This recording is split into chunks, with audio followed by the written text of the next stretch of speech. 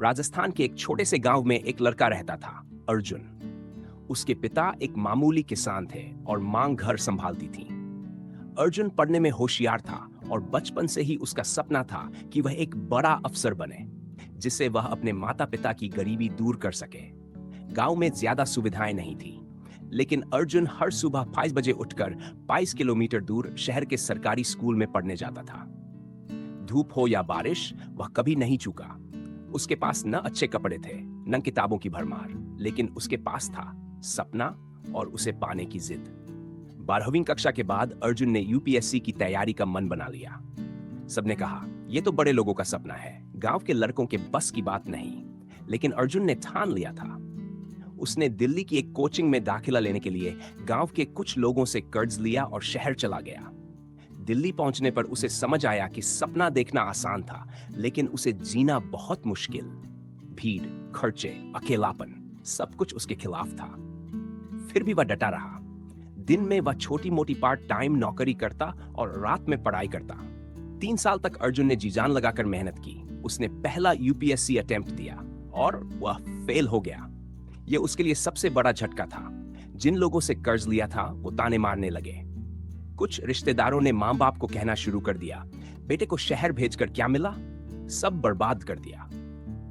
अर्जुन टूट गया। कई दिनों तक उसने कमरे से बाहर कदम नहीं रखा। उसने खुद से नजरें मिलाना बंद कर दिया। सोचता, क्या मैं वाकई लायक नहीं हूं? क्या मेरा सपना सिर्फ सपना ही रह जाएगा? एक दिन अर्जुन पार्क में बैठा था, आंखों में आंसू और मन में निराशा। तभी एक बुजुर्ग व्यक्ति उसके पास आए और बोले, बेटा, मैं रोज तुम्हें यहां उदास बैठा देखता हूं, क्या बात है? अर्जुन ने अपनी पूरी कहानी उन्हें सुना दी। बुजुर्ग मुस्कुराए और बोले, बेटा, जिंदगी में सबसे बड़ी हार तब नहीं होती जब हम गिरते हैं, बल्कि तब होती है जब हम उठने से मना कर देते हैं। तुम अभी हारे नहीं हो, तुम थके हो, थोड़ा आराम करो, फिर से चलो। उनकी बातों ने अर्जुन के मन में एक नई चिंगारी जला दी। उसने तय किया, अब नहीं रुकूंगा, चाहे कुछ भी हो जाए, मैं वापसी करूंगा। अर्जुन ने खुद को फिर से समेटा। उसने पिछली गलतियों से सीखा, अपनी रणनीति बदली, टाइम टेबल सुधारा, आंसर राइटिंग पर काम किया और आत्मविश्वास फिर से बनाया। अगले साल फिर से परीक्षा दी और इस बार वह इंटरव्यू तक पहुंच गया। लेकिन किस्मत फिर से दगा दे गई, मार्जिन से रह गया।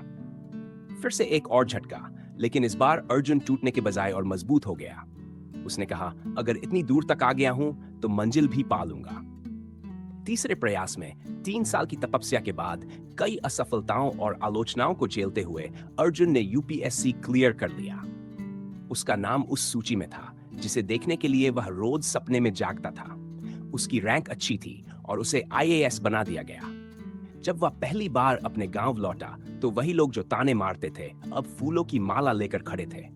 उसके माता पिता की आंखों में गर्व के आंसू थे।